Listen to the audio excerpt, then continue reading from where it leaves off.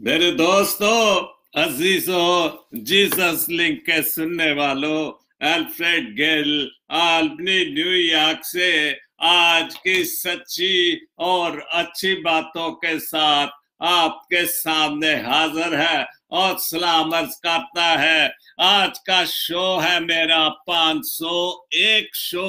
आज का शो है मेरा 501 शो और शो का टॉपिक है आओ हम खुदावंद को सजदा करें। शो का टॉपिक है आओ खुदावंद को सजदा करें। और खुदा का शुक्र है, कल भी मैंने जब अपने 500 शो मुकम्मल किए थे और खुदा का शुक्र अदा किया था, और आज फिर एक बार उसका शुक्र अदा करता हूं कि मैं 500 से क्रॉस करके आज फिर 501 की गिनती में जा रहा हूं और दुआ करता हूं कि खुदा 600 की गिनती भी पूरी करे। और आपका भी शुक्रिया अदा करता हूं कि आप भी मेरे साथ शामिल होते हैं, मेरे शो को देखते हैं, लाइव देखते हैं और मेरे लिए दुआ भी करते हैं। खुदा आपको सबको बहुत बड़ी बरकत दे।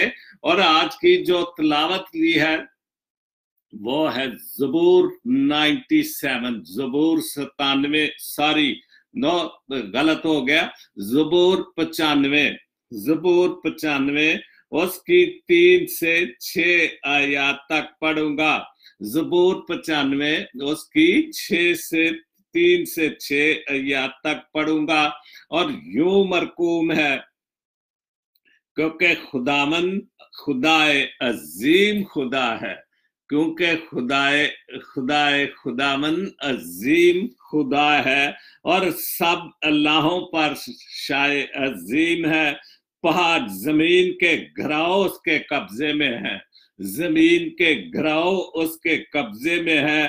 पहाड़ों की चोटियां भी उसी की हैं, समंदर उसका है और उसने उसको बनाया है।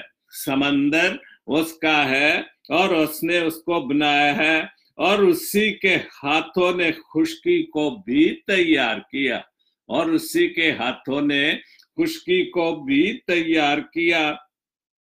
आओ हम झुके और सजदा करें। और यही मेरा टॉपिक है कि आओ हम झुके और खुदावंद को सजदा करें और अपने खाल के खुदावंद के हजूर घुटने टेके। आमीन। खुदावंद के पाक कलाम के पढ़े और सुने जाने पर खुदावंद आपको बड़ी बरकत बख्शे। आमीन। तो शो बकायदा शुरू करता हूं और वो तो मैं फिर एक बार बता देता हूं। शो मेरा है 501 और शो का टॉपिक है आओ हम झुके और खुदावंद को सजदा करें। और उसको सजदा करना ही बहुत जरूरी है, क्योंकि जब तक हम उसको मुकम्मल तौर पर सजदा नहीं करते, उसको अपने दिलों में नहीं बिठाते, और आज के इस दौर में जहां दुख और मुसीबतें ही मुसीबतें हैं, खुदावंद की हजूरी की बहुत कमी है। मुंह से लिखने से, फेसबुक पर डालने से तो हम मुकम्मल नहीं होते जब तक कि हम उसको दिलों में ना बसाएं। आजकल रोजों के दिन है और रोजों में खास तौर पर हमें हर वक्त उसके सामने झुकना चाहिए, उसके सामने उसको सजदा करना चाहिए और अपनी सारी गलतियों गुनाहों की माफी मांगनी चाहिए और इस चीज का इजहार करना चाहिए कि वाकई इस दौर में तेरे कलाम की कमी है। तुझे सजदा करने वाले कम है, तुझे मानते सारे हैं लेकिन अपने दिल नहीं खोलते। मुंह खोलते हैं लेकिन दिल बंद है, और जब तक दिल और दिमाग नहीं खुलेगा वो हमारी दुआओं नहीं सुनेगा और किसी ना किसी मुश्किल में हम गिरे ही रहेंगे। और इसी वजह से हम मुश्किलों में पड़े रहते हैं कि हम खुदा से दूर होते जा रहे हैं। हमने जरूरत है कि हम उसके सामने झुके, उसको सजदा करें और सारी उम्र की गलतियों गुनाहों की माफी मांगे और इन रोजों के अय्याम में खास तौर पर हमारे पास वक्त है कि रियाजत, दुआ, बंदगी और रियाजत करें। आमीन। खुदावंद आप सबको बड़ी बरकत दे। सबसे पहले एक दुआ, लफ्ज जिंदा रहते हैं, और उसमें लिखी है, कोई भी है पता नहीं, बहरहाल कोई भी बहन है, भाई है, मुस्लिम है, लेकिन दुआ बहुत अच्छी लिखी गई है। आए अल्लाह, आए अल्लाह पाक, मेरी जुबान तेरी किताब में से जो कुछ तिलावत करे मुझे तौफीक दे कि इसमें गौर व फिक्र करूं, और तू मुझे इसकी समझ दे। मुझे उसके माफूम और मानी की मार्फत बख्श, और उसके अजायबात को पाने की नजर अता कर। और जब तक मैं जिंदा रहूं मुझे तौफीक दे कि मैं इस पर अमल करता रहूं। बेशक तू ही हर चीज पर कादर है। आए अल्लाह पाक, मेरी सब दुआएं कबूल फरमा। आमीन। दुआ कोई भी करे, मुस्लिम बहन भाइयों, मसीही हो, दुआ ये खुदा के सामने है, और बिल्कुल उसने भी वो खुदा को मानते हैं, और उन्होंने खुदा के सामने जो भी उनकी किताब है कुरान पाक, उसके हवाले से दुआ की है कि मुझे उसको समझने की। ये तो सबसे बड़ी बात है कि हम सबको, कोई भी, हमारी किताब जाहिर है बाइबल मुकद्दस है, तो मेरे भाइयों की कुरान पाक है, तो हम अहले किताब हैं। और ये बहुत अच्छी दुआ की गई कि हमें उसको समझने की कुव्वत दे, हम उसके जायबात को समझें। जब तक हम समझेंगे नहीं, हम उसके सामने झुकेंगे भी नहीं, उसको सजदा भी नहीं करेंगे, उस पर हम मुकम्मल तौर पर अमल नहीं करेंगे, तो खुदा हमें बरकत नहीं देगा। इसलिए हमने पढ़ना भी जरूरी है, लेकिन ये भी खुदा से कुव्वत मांगे, रूह पाक से कुव्वत मांगे कि इसको समझने की कुव्वत भी अता कर, इसको अज़बर करने की भी कुव्वत अता कर, और सबसे बढ़कर इस पर ईमान लाने की जो कुव्वत वो बड़ी मजबूत कर। और ये सारी बातें समझने के लिए ये भी खुदा से दुआ करे कि खुदा बाप जी तुम मुझे रूहानी कुव्वत, रूह पाक की कुव्वत अता कर, ताकि मैं इन सारी बातों को समझ सकूं, इन पर अमल कर सकूं, और तुझे तेरे सामने झुकूं और सजदा करूं। खुदा आप सबको बड़ी बरकत दे। बहुत खूबसूरत दुआ। उसके बाद राजा कामरान साहब इटली से हैं।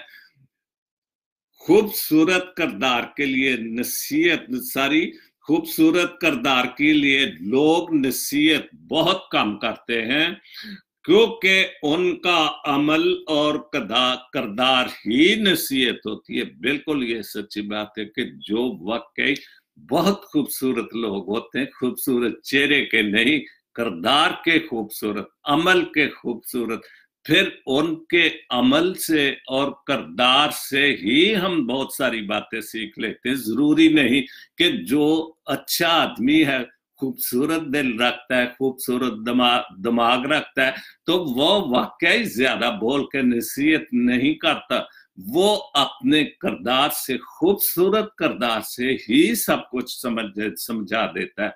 तो इसलिए ऐसे लोगों की हमें इज्जत करनी चाहिए। लेकिन अगर मैं ये कहूं कि अगर हम बिल्कुल उनके पास बैठे, तसल्ली से बात करें, सवाल करें, तो आपको बहुत खूबसूरत जवाब दे सकते हैं, कलाम के हवाले से, दुनियावी हवाले से, क्योंकि तजर्बा बहुत सारी चीजें जो है वो बहुत कुछ अपने अंदर वो मजबूती से सामने होता है। तो इसलिए हमें ऐसे लोगों की कदर करनी चाहिए और ऐसे लोगों के पास बैठना चाहिए। खुदा की बातें और किरदार की बातें सब कुछ समझने की बहुत जरूरत है।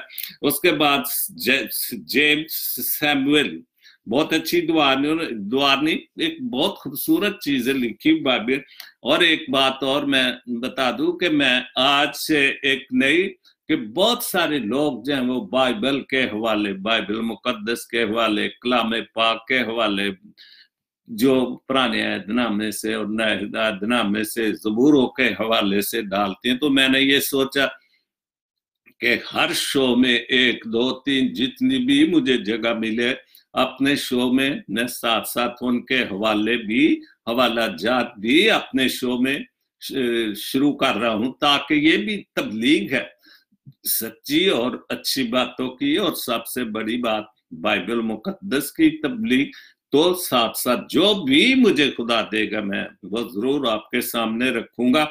और ये बहुत अच्छा लिखा है, जिस्मानी और रूहानी कमजोरी में फर्क, इंसान की जिस्मानी में कमी और कमजोरी, इंसानी जिस्म में कमी और कमजोरी, जिस्म में कमजोरी को जिस्म इंसान की सारी जिस्म में कमजोरी इंसान को लागर और कमजोर करती है और बहुत सारी बीमारियों का मौजब बनती है। बिल्कुल, जो हम अक्सर, मैं भी कई बार कई दोस्तों जो कमजोर हो रहे हैं उम्र की वजह से, तो मैं भी अक्सर कहता हूं कि खाना खूब खाएं, अच्छी तरह से खाएं, क्योंकि जब आप कमजोर होना शुरू कर देते तो फिर बीमारियां भी ज्यादा उन पर हमलावर होती हैं।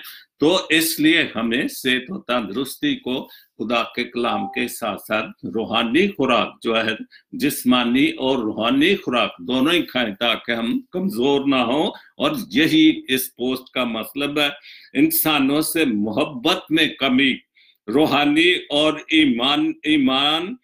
ईमानी बहरान का मूजब बनती है।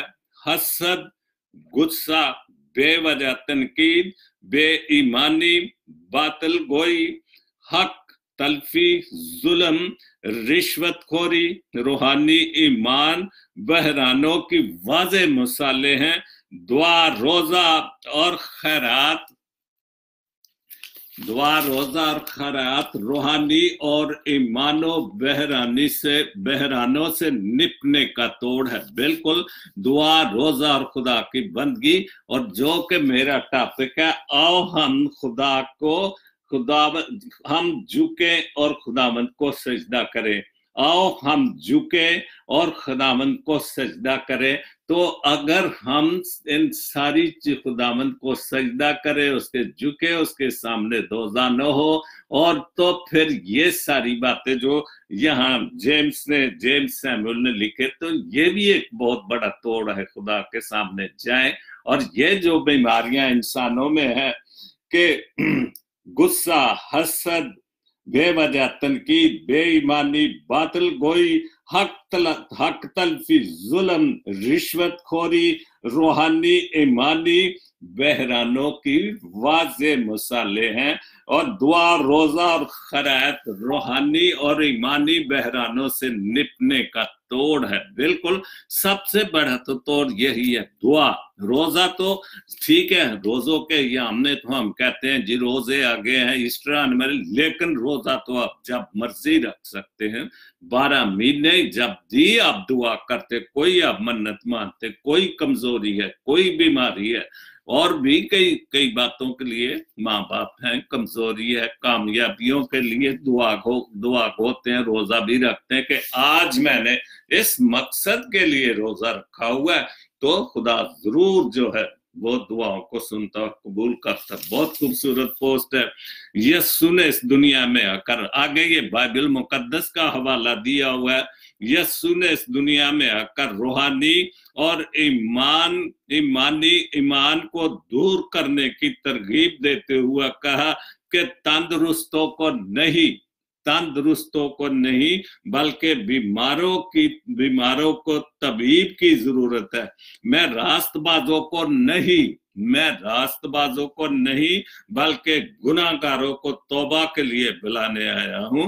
और यह हवाला लूका 5:31 और 32 आयत में आप देख सकते हैं। और यही बहुत अच्छी बात है कि खुदामंद, ये तो खुदामंद यीशु मसीह की मुंह की बातें हैं कि वो तंदुरुस्तों को नहीं, बीमारों को शिफा देने हैं, जो गुनाहों की बीमारी है, जिनको बेईमानी की बीमारी है, हसद और जो जलसी और रिश्वत शैतानी की बीमारी है, गुनाहों की बीमारी है, जुल्म और सितम करने की बीमारी है। और आज के दौर में तो हद मुक गई है, बीमारियों की कि क्या क्या बीमारियां आ गई हैं हमारे मुल्क में, वो कुछ कि जो कुछ इंसान कभी सोच भी नहीं सकता, बहुत बहुत बुरी तरह।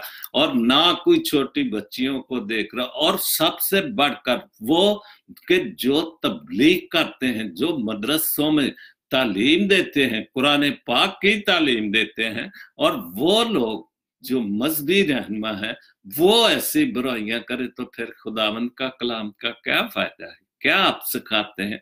तो इसका मतलब है कि आप तो जिस्मानी तौर पर भी और रूहानी तौर पर भी बहुत सख्त बीमार हैं। आपको खुदावंद यीशु मसीह के बदन और खून की सख्त जरूरत है जो ये गलत काम करते हैं।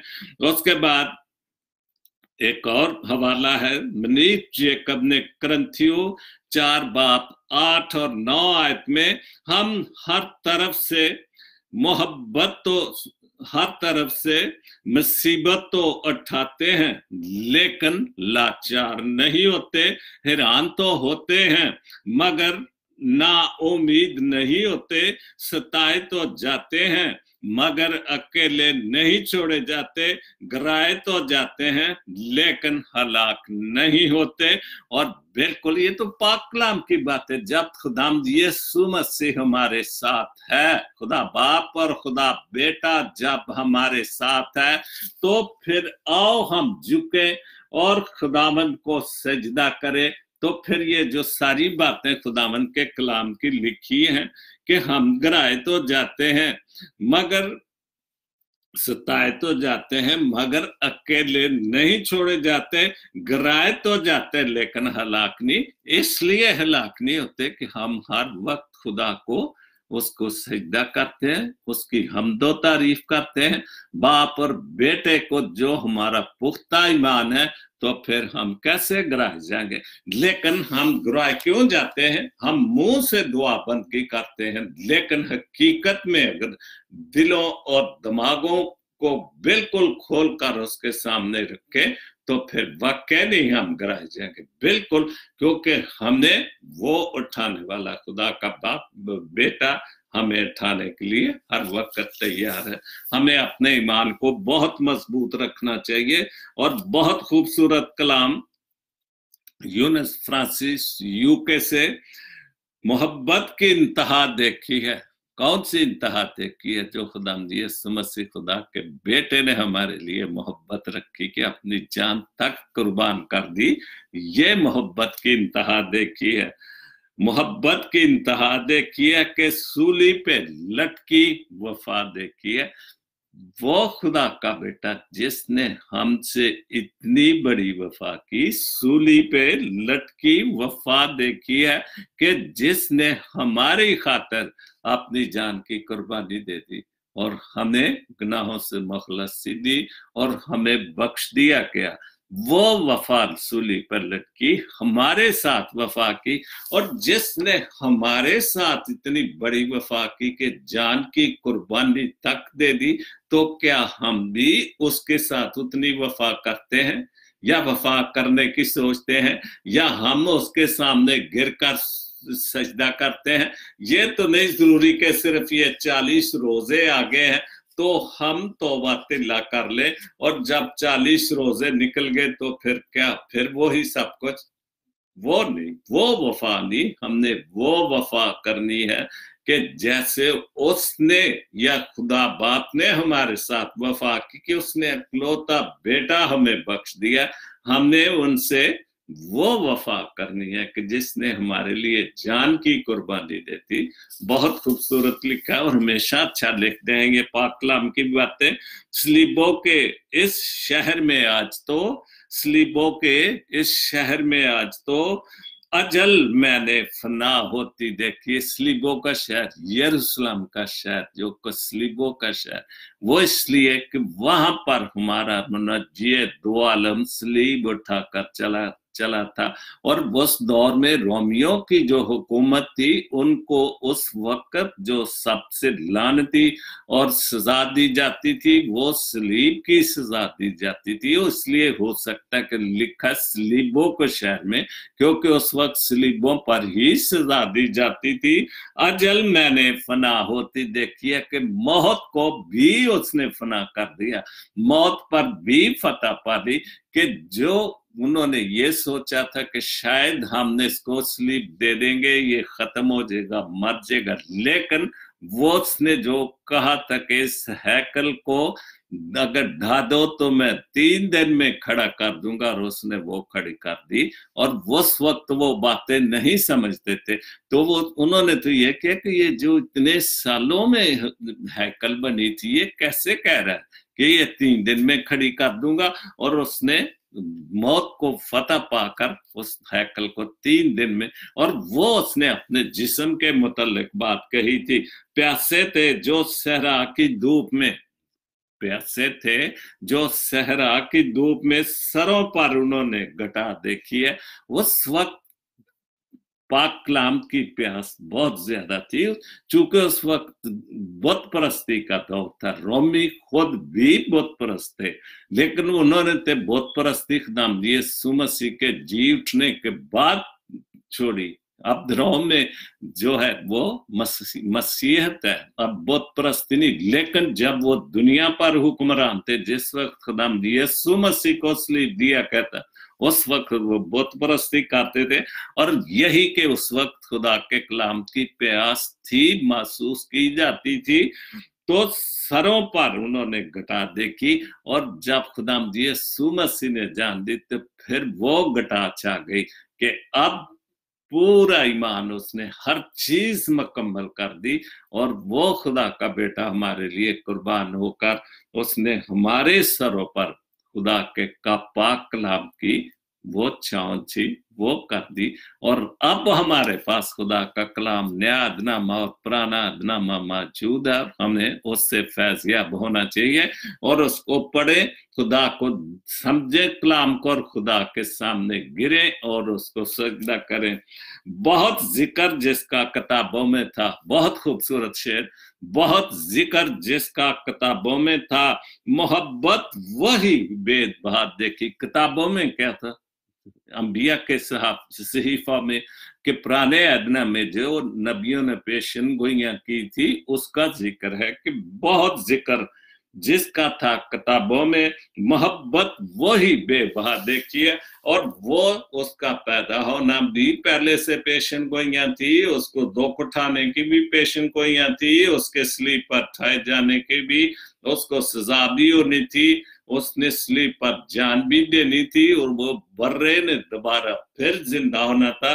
ये सारा जिक्र किताबों में था, और यही फ्रांसिस साहब लिख रहे हैं, मोहब्बत वही बेबहा देखी। और वो जो किताबों में जिक्र था वो मोहब्बत बेबहा देखी, इतनी मोहब्बत देखी कि ना उससे पहले थी, ना होगी, और ना है और ना होगी, क्योंकि ये सिर्फ खुदा का बेटा नहीं हमारे साथ मोहब्बत की मिली जिंदगी की नवीदत से, मिली जिंदगी की नवीदत से, उसी में जहां की बका देखी है। बहुत खूबसूरत, हमें उसी के पाक कलाम, उसी की मुंह को बात से खुशखबरी की नवीद मिली है, और उसी में जहां की बका है। और उसने अपनी जान सलीब पर देकर उसमें बका है, उसमें जिंदगी है, उसमें ही सब कुछ है। और हमें उसी के पाक कलाम और उसी की बातों पर चलना है। और हमने जो कि मेरा टॉपिक है, आओ हम झुके और खुदावंद को सजदा करें, उसके सामने झुके, खुदावंद को सजदा करें, और अपनी सारी उम्र की जो भी गलतियां गुस्ताखियां हैं, रोजे के अय्याम है, रोजे का अय्याम है, ऐलान करो। कल परसों मैंने ये फादर फ्रांसिस तनवीर का ये एक बहुत खूबसूरत गजल पढ़ी थी रोजों के हवाले से, कि रोजों का ऐलान करें। ऐलान तो हो चुका, अब उनको पर ईमान भरोसा, और हमने सब कुछ पूरा करना है, रोजे रखेंगे। और बहुत अच्छी बहुत बुरी खबर भी कि रोज कोई ना कोई खबर होती है, पे हमें अकलियत की। वैसे तो बहुत सारे लोगों ने ये खबर फेसबुक पर डाली हुई थी, इटली से सरवर भट्टी ने, और भी बहुत, पाकिस्तान से भी, और प्यामे अकलियत ने भी, कि एक और मसीह नौजवान वडेरा शाही की नजर हो गया और सलीम मसीह को जागीरदार के हाथों कत्ल। और कत्ल किस वजह से हुआ? कि उसने गलती ये की कि वो ट्यूबवेल चल रहा था और वो बेचारा जिम्मेदार का रूम था, और जिम्मेदार कौन था? एक मुस्लिम जिम्मेदार था, जालिम जिम्मेदार था, मुस्लिम और जालिम जिम्मेदार था। और उसने उसको नहाते देखा, बाहर निकाला कि तुमने मेरे ट्यूबवेल के पानी को पलीत कर दिया। ये खुदा को मानते हैं। अभी मैंने एक बीबी या भाई की दुआ भी पढ़ी थी कि मुझे इस किताब को पढ़ने की और समझने की तौफीक दे। तो जब जिनके पास भी और अपने आप के अहले किताब कहते हैं, तो फिर इनमें खुदा की मोहब्बत में कितने रोज वाकयात होते हैं कि हम गरीब बच्चों को गलती से एक दिन कोई खेत में भी चला जाए तो चलो छोटी मोटी सजा दे दो, हलाकी कर देते हैं। और ये भी जुल्म की बात है कि क्या हुआ था, पानी में चला गया था तो उसको मारा, बहुत मारा, यहां तक कि वो हलाक हो गया। तो जुल्म की इंतहा है। तो फिर खुदा कोई ना कोई तो सजा तजवीज करेगा ऐसे लोगों के लिए। हम गरीबों के लिए तो दुआई हैं, आहें नहीं हैं, दुआएं हैं। और खुदा के सामने दुआ करते हैं कि ये फैसले तेरे हाथों में हैं, और जब फैसले खुदा के हाथों में दे देंगे तो जरूर इनका कोई ना कोई अंजाम होगा। बहरहाल उस खानदान के लिए जिनका ये जवान बच्चा था, बच्चा ही था मेरे ख्याल, अभी जवान भी नहीं था, तो उसके साथ ये जुल्म हो गया, तो खुदा उनको बहुत बहुत तसल्ली दे। जो अब उस बच्चे को वो अपने साथ जवारे रहमत में जगह थे। बहुत दुख की बात, बहुत तकलीफ की बात होती है कि जब जुल्म होता है, इंसानियत की इंतहा हो जाती है। तो ये हमारे मुल्क का हाल है। तो उसके बाद एक बहुत अच्छी पोस्ट है मुबीन राव, पाकिस्तान में जब भी कोई वबा फैलती है तो अवाम को कुरानी आयात याद आ जाती हैं, लेकिन खुद को बदलते हैं, ना खुद को बदलते हैं और ना तौबा करते हैं। वायरस, कोरोना वायरस का तो हम रोना रो रहे हैं टीवी पर भी, बल्कि मैं समझता हूं कि जरूरत से ज्यादा रो रहे हैं कि लोगों को डरा रहे हैं। ये पता नहीं हमारी मुल्क की क्या कबाहत है कि आराम से भी और डरा रहे हैं। ब्लैकमेलिंग हो रही है, जो कोरोना के वो मास्क होते हैं, ये सिर्फ डराने का मतलब ये है कि डरे लोग, ये जो हम पैसे बनाए, मैं तो ये समझता हूँ, और ये सब कुछ यही हो रहा है, पैसा दे के ज्यादा लोगों को डराना, खबरें छेड़ना, और तौबा की तरफ कोई नहीं आता। यही लिखा है मुबीन के पाकिस्तान में जब भी कोई वबा फैलती तो अवाम को कुरानी आयत आ जाती है, लेकिन ना तो हराम छोड़ते हैं, ना हराम की कमाई छोड़ते हैं, ना हराम खाना छोड़ते हैं, ना झूठ बोला छोड़ रहे, और ना ही ये भी वबा है कि जो गरीब बच्चों को, मसीही गरीब बच्चों को, बच्चियों को जबरी जो निकाह में ले लेते हैं, जबरी रेप करते हैं, ये भी वबा है। इस वबा का कोई जिक्र नहीं कर रहा, कोरोना वायरस की जो रोज वबा का जिक्र होता, लेकिन ये जो वबाएं हैं इनका जिक्र क्यों नहीं करते कि ये मसीही बच्चियों के साथ इंडिया में जुल्म हो रहा है, तो वहां हम रो रहे हैं जो हमारे मुसलमानों भाइयों के साथ जुल्म हो रहा है, ये हो। लेकिन ये कभी नहीं किसी वजीर ने, किसी वजीर आजम ने, किसी सदर ने, किसी लीडर ने ये नहीं कहा कि मसीहों पर भी जो यहाँ अक़लियत है उन पर भी जुल्म उसी तरह, उस जुल्म को कोई रोकने की, हम दूसरे दुनिया के दूसरों मुल्क में मुसलमानों पर जुल्म होता है तो हम उनके लिए जुलूस निकाल देते हैं, और हम भी मसीह उनके साथ शामिल होते हैं कि अपने आप को पाकिस्तानी। लेकिन कभी किसी मुस्लिम ने, जिनको हम दोस्त समझते हैं, हम उनके लिए क्या कुछ नहीं कर देते। लेकिन जब वो ज़ैनब का वाक़या तो हमारी सारी कौम साथ शामिल थी, लेकिन वो कभी हमारे साथ शामिल नहीं होते, इसीलिए कि हम गुलाम हैं और गुलाम ही रहेंगे। और ये मैं हर वक्त कहता हूँ, ये कमजोरी इसलिए है कि हमने इत्तेफाक नहीं है, हम अपनी अपनी जो है वो तूत खड़ा करके बैठे हुए हैं। तो इस वजह से जब तक इत्तेफाक नहीं होगा ये मुसीबतें आती ही रहेंगी। उसके बाद एक और शेर है फ्रांसिस सोत्रा का, ये रोजों को दिन है तो रियाजत के दिन है। बिल्कुल रियाजत करें, ये मुसीबतें हमारे ऊपर जो हैं, हमारे बच्चियों को रेप किया जाता है, छोटी उम्र में उनको मुस्लिम करके निकाह किए जाते हैं, ये रोजों के अय्याम हैं, इनमें से खुदा के सामने झुके जाएं, सजदा करें, दुआएं करें रोजा रख के।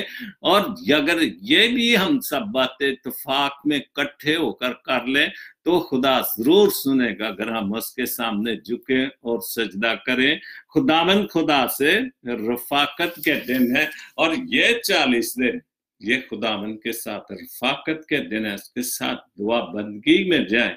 रफाकत के दिन है, हम रफाकत करें, खुद भी रफाकत करें और खुदा के सामने भी इकट्ठे होकर जाएं। तो इन मुश्किलों के लिए और पाकिस्तान के लिए भी कि वहां पर भी हुक्मरान अच्छे हैं और हमारी वो अच्छे हुक्मरान आकर जान छुड़ाए। अदरवाइज तो कोई कोरोना वायरस से भी ज्यादा वायरस जो हमारे मुल्क में है, वो उन वायरस को नहीं कोई देखता, जो नई बीमारी आती है उसको देखते हैं। हम ना अपनी बल्ले बल्ले करते, लेकिन गरीब आदमी तो पिसता ही जा रहा है। हवाला, एक और हवाला है वाइज 12:5 में, मेहनती की नींद मीठी है। बिल्कुल खुदा का कलाम और सच्चा कलाम कभी भी झूठा नहीं हो सकता।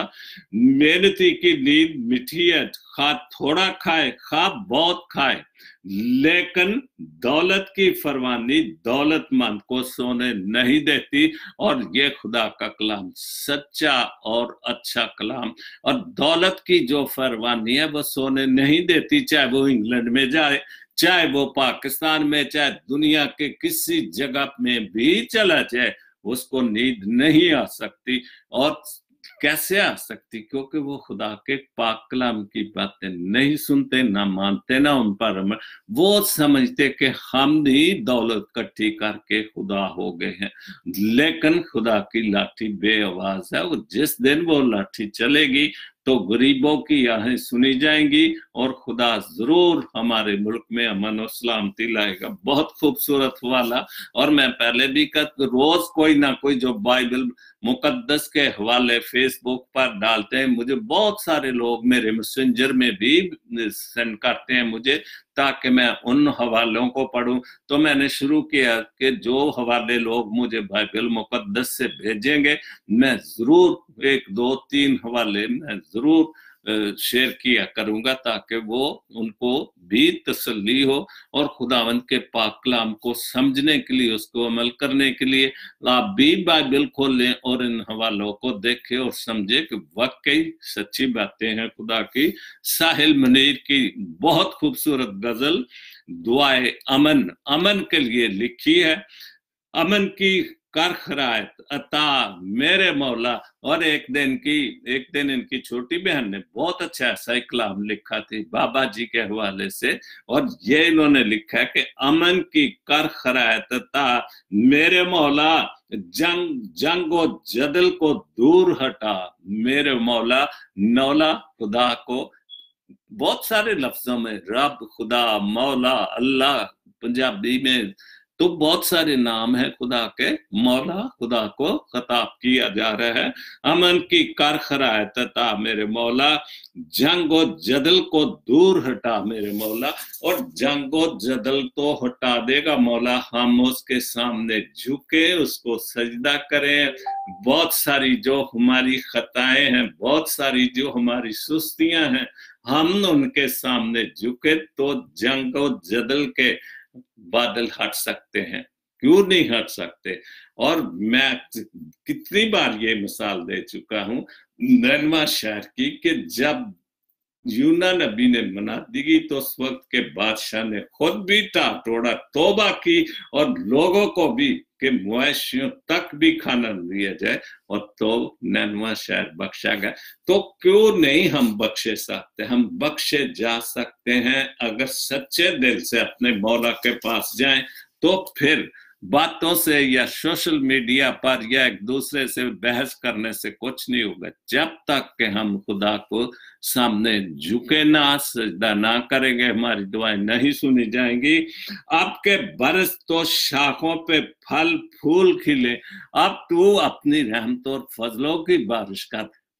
फूलों के दिन तो आगे हैं, बाहर शुरू होगी पाकिस्तान में, तो फूल और कलियां तो नुमाइश भी शुरू होगी, दरख्तों पर भी, फलदार दरख्तों पर भी। लेकिन ये बात मैं कहूं कि अब के बरस, अब ऐसा बरस कि ये जो बदअमनी, गुनाह, बहुत सारे जुल्म और जबर हो चुके हैं, उनमें अच्छे फूल लगे, खुशी के फूल निकले। जुल्म और जुल्मत और जना की बातें खत्म हो हमारे मुल्क से।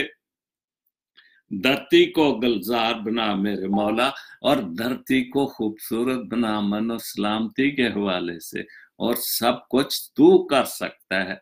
हम इंसान हैं, हम कमजोर हैं, भले तू कुछ भी करता रहे, हम फिर भी गुनाह करके तुझे नाराज कर देते, लेकिन फिर भी तू हमारे ऊपर मेहरबान होता है। अगर आप पुराने अहदनामे में पढ़े नबियों के सहीफे, तो कितनी बार इन इस्राइल को खुदा ने सजाएं दी, और फिर नबी उसके सामने झुकते, फिर उसका दिल नरम हो जाता था, फिर उनको कहता था कि मैं उन पे। तो ये तो खुदा सख्त होता है, लेकिन हम उसके सामने जाएं, झुके, सजदा करें, तो वो नरम भी हो जाता है। लेकिन सच्चे दिल से नफरत और तो सबकी इस नगरी में, हमारे मुल्क में, पाकिस्तान में, इस नगरी में चाहत का बाजार सजा मेरे मौला, कि यहाँ पर जो एक दूसरे से चाहत थी, जो मोहब्बत थी, वो खत्म हो गई है। वो चाहत, वो मोहब्बत एक बार फिर इस मुल्क में, इस नगरी में, इस शहर में फिर एक बार सजा दे मौला, कि हम भी खुशी के दिन देख लें, हम भी इन दुख तकलीफों मुसीबतों से। लेकिन चूंकि मेरा शो है, तो मैं तो ये कहूंगा कि ये दुख तकलीफें मुसीबतें हट सकती हैं अगर हम उसके सामने झुकेंगे, सजदा करेंगे, अपना दिल और दिमाग उसके सामने डालेंगे, और इन रोजों के दिनों में खास तौर पर जरूर बख्शे जाएंगे, और जरूर खुदा हमारे मुल्क में जरूर मोहब्बत और प्यार लाएगा। हमको इस बारूद के अहद से, हमको इस बारूद के अहद में जिंदा रख। बारूद के अहद जहां असला ही असला है, और वो असला क्या, घरों घरों में अब जो डांग सोटे वाली लड़ाई, तो अब तो छोटी सी बात भी हो, बीवी के साथ भी झगड़ा हो तो हम गोली चला देते हैं, लेकिन उसके अंजाम को भूल जाते हैं, कानून को भी भूल जाते हैं कि जो दुनियावी तौर पर सजा मिलनी है, और उस सजा को भी भूल जाते हैं कि जो हम खुदा की मखलूक को मारते हैं, कि हम खुदा की मखलूक को, उसने अपना सांस देकर हमें इस दुनिया में भेजा। हम भूल जाते हैं कि उसकी सजा दुनियावी तौर पर, रूहानी तौर पर, लेकिन फिर भी रोज ये गलतियां करते ही जा रहे हैं। चूंकि बारूद इतना हो गया कि हर तरफ बड़े से बड़े बम और बड़े एटमी बम तक, और तो इस बारूद से मतलब है कि इस जंगो जदल से, और दुनिया, ये इंडिया पाकिस्तान भी अब एटम बम भी एक ताकत बन चुकी है। तो अगर ये जंगो जदल हो तो ये एक दूसरे पे फेंकने से नहीं घबराएंगे, और वो क्या होगा, क्योंकि इनकी जंग मजहबी जंग है, ये मजहबी जंग भी, और इसी वजह से इस खित्ते में अमन नहीं हो रहा। वो भले बुतों को पूजते लेकिन वो कहते कि हम सच्चे हैं, और ये भी कहते कि हम सच्चे हैं। और यही दुनिया में मेरे ख्याल ये वह दो मुल्क हैं जो मजहबों की खातिर लड़ रहे हैं, और यहाँ के जो बहुत फंडामेंटल लोग हैं वो हुकूमतों के पीछे हैं और इनको जंग पर, और ये सरेआम कहते हैं कि हम बम गिरा देंगे। और फिर क्या होगा, बारूद की जंग होगी, और वो बारूद की जंग इंसानियत को खत्म कर देगी, खुदा की मखलूक को खत्म, क्योंकि इंसान ने अपने मारने के लिए, मरने के लिए सब कुछ खुद ही तैयार कर लिया है। तारीकी से रोशनियों की मंजिल तक, तारीकी से अंधेरे से रोशनियों की मंजिल तक करिया करिया दीप जला मेरे मौला। जो जिस तारीकियों में चले गए हैं, अंधेरों में जा चुके हैं, फिर एक बार खुदाम ये सुमस्सी की तरह, मूसा की तरह कोई ऐसा दीप जला कि जो तारीकियां, जो गुनाह है, जो इंसानों को खत्म करने के लिए जो कुछ तैयार हो चुका है वो खत्म हो, और एक बार तेरे नाम का, तेरी रोशनी का फिर एक बार दीप जले, ताकि इंसान ने जो अपनी तबाही के लिए इतना कुछ तैयार कर चुका है वो तू आकर इन चीजों को खत्म कर सकता है। तू अपने बंदों को जिस बुत में तूने सांस फूंकी, तूने रूह फूंकी, आज वो बंदे एक दूसरे को मारने के लिए तैयार हैं। अंधेरा है, रोशनी नहीं, ये सब कुछ इल्म होते हुए भी हम अंधेरे में चल रहे हैं, लेकिन सबसे बड़ा जो रोशनी है वो खुदा का कलाम है। और अगर हम सच्चे दिल से उसके सामने झुके, दुआ करें, दुआ बंदगी करें रोजे के याम में, तो हम सब कुछ, ये अंधेरा खत्म हो सकता है। आखिरी शेर है, तूफान में हाथ हिलाने वालों को, तूफान में जो डूब रहते हैं उनको, हाथ हिलाने वाले को साहिल पे एक बार बुला मेरे मौला। और वो जो डूब रहे हैं समंदर में, तूफानों में, गुनाहों में, गलतियों में, जंग व जदल में, बहुत सारी गलतियों में डूब रहे हैं, उनको निकाल। हम हाथ ला रहे हैं कि खुदा बाप जी हमारी तौबा को, हमारी बंदगी को, जो कुछ हम कर रहे हैं, डूब रहे हैं, शैतान हमें बहुत बुरी तरह डुबो रहा है। मेहरबानी के उस तूफान से, उन गुनाहों के तूफान से, उन जंग और जदल के तूफान से, जबर के तूफान से, जुल्म के तूफान से खुदा बाप जी हमें बाहर निकाला है मौला, हमें बाहर निकाल। बहुत खूबसूरत लिखा, अमन अमन की कर खरायता था मौला, मेरे मौला जंग और जदल को दूर हटा दे मेरे मौला। और आखिर में दो शेर मैं पढ़ूंगा, कल भी पढ़े थे, लेकिन चूंकि मैंने एक पोस्ट पढ़ी भी थी ऐसी कि जो मुबीन, हाँ क्या था, मुबीन राव ने यही पोस्ट कि इस तरह वारिस का अजहार होने लगा है, इस तरह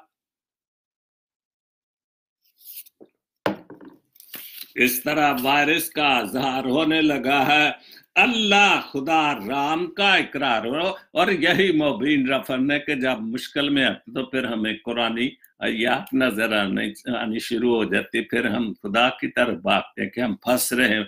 और यही बात है कि अब कोरोना वायरस की गलत तशरीह में समझता ज्यादा हो रही है, और हमें अब खुदा याद आना शुरू हो गया। राम, अल्लाह, जो भी जिसको भी लोग मानते हैं उनको याद करें, हमें बचा। लेकिन जब हम खुश होते हैं फिर हम खुदा को भूल जाते हैं। फिर हम जीम पे गौरी कह रहे हैं कि फिर हमने राम भी याद आ रहा, अल्लाह भी याद आ रहा, खुदा भी याद आ रहा। हम खुदा के सामने लेकिन अगर हम खुदा के झुके और सजदा करें तो सब कुछ खत्म हो सकता है। इस आलमी सानिया के खौफ से जी मत, इस आलमी, ये जो वाकई सारी, अब आज सुबह की खबर थी खरे 46 कंट्रीज में, 46 कंट्री में ये वबा फैल चुकी, जिसमें पाकिस्तान में भी 4 केस जो नजर आए हैं। और ये हम, लेकिन जैसे मुबीन ने रहा कि हम ना हराम खाना छोड़ रहे और यही जिम से खोल कर के इस मिट्टी पर जीना हराम होने लगा है कि इस वबा की वजह से इस मिट्टी पर जीना, वबा इतनी नहीं जितनी हमने इस वबा को बना रहे हैं। बहरहाल खुदा इस वबा से हमें छुड़ाए और हम, हमारी जो खुदा की मखलूक है, हम इस वबा खतरनाक है, कैसे, क्यों, खुदा की तरफ से, किस तरफ से, ये सिर्फ वो जानते, लेकिन हम खुदा के सामने झुके सजदा करें और इस बीमारी से हम निजात पाए। आखिर में एक दुआ है माइकल भट्टी के लिए। बड़ी बड़ी देर के बाद उसने मुझे पहचाना, ये हॉस्टल में चक नंबर 133 अमृतनगर में मेरे साथ था। फिर उसने बताया कि आपका भाई, आप सारे भाइयों को मैं जानता हूँ, आप मैं, फिर उसको मैंने कहा यार बड़ी खुशी। बहरहाल आज उसने मुझे मैसेंजर पे मैसेज दिया कि सर जी दुआ करे भाईजान मेरे लिए कि मैं मुश्किल में हूँ। और हमारी मुश्किल क्या है, हमारे मुस्लिम भाई क्या करते हैं, उनके पास पैसा भी है जुल्म करने से, और माइकल मकान उससे खरीदा या जो कि मैंने कहा भी क्या प्रॉब्लम है, क्या लगा भाईजान मेरा उसने कब्जा कर लिया या मेरे पैसे वापस नहीं कर रहा। तो एक गरीब आदमी के लिए क्या है, अगर वो उसकी कमाई या जो हराम खाना जो ये लोग नहीं छोड़ते। बहरहाल खुदा बाप जी माइकल भट्टी के साथ जो भी मसले, तो उसको नजदीक होकर तू उसकी दुआ को सुन, और मैं तेरे सामने उसके लिए दरखास्त करता हूँ कि जो भी मसला, तू यीशु मसीह के नाम से उसको उस मसले को दूर कर, ताकि वो खानदान और बच्चों के साथ जिस घर में भी रह रहा है वहां पर तेरा नाम हो, और तू यीशु मसीह के वसीले से, अपने बेटे के वसीले से उसको इस मुश्किल से निकालिए। मांगता हूं तेरे प्यारे बेटे खुदा यीशु मसीह के वसीले से। तो आज का शो जो मेरा इख्तिताम पजीर होता, जो शो मेरा 501 और कल मैंने 500 शो मुकम्मल किए थे। आखिर में फिर एक बार हवाला पढ़ूंगा, ज़बूर 95 उसकी 3 से 5-6 आयत तक पढ़ूंगा, क्योंकि खुदामंद खुदा अजीम है। हम मुंह से कहते हैं, लेकिन अगर हम दिल और दिमाग से, दिल से कहें और वाकई कि वो खुदामंद अजीम है, और वो है, कहने की बात है, ईमान की बात है कि वो है। अगर वो खुदा अजीम ना हो तो हम जो सांसें ले रहे हैं वो कहाँ से आई थी, उसी की सांसें हैं। और सब आलो पर अजीम है। जो भी दुनिया में अपने आप को बहुत आला समझते हैं वो उन सबसे अजीम है, क्योंकि वो आला उसकी वजह से, उसकी बरकत की वजह से है। जमीन के घराव उसके कब्जे में, बिल्कुल जमीन की इंतहा से लेकर जमीन आसमान की इंतहा तक वो मौजूद है, और उसकी हुकूमत मौजूद है। पहाड़ों की चोटियां भी उसकी। ये तो ईमान की क्या बात है, तो सच्ची बात है कि जो कुछ भी यहाँ पानी ही था और रोज की रोज जुम्बश, लेकिन फिर उसने ये पहाड़, जमीन, पानी, जो कुछ भी इस दुनिया में है खूबसूरत उसने बनाया, और उसी के हाथों ने खुशकी को भी तैयार किया।